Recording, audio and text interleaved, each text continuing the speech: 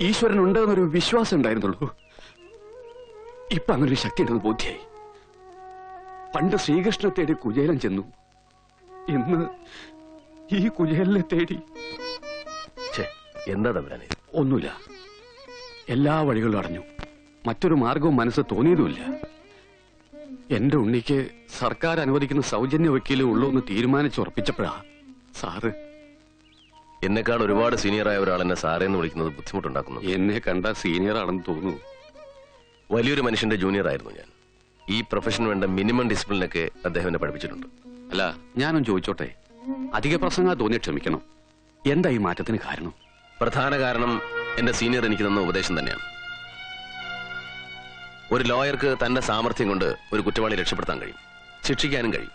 പക്ഷേ ഒരു നിരപരാധിയെ രക്ഷിക്കുമ്പോൾ മാത്രമാണ് അയാളുടെ ദൗത്യം പൂർണ്ണമാകുന്നത്. ഏത് പ്രൊഫഷനിലെ അതിന്റെ ചില എത്തിക്സ് ഒക്കെ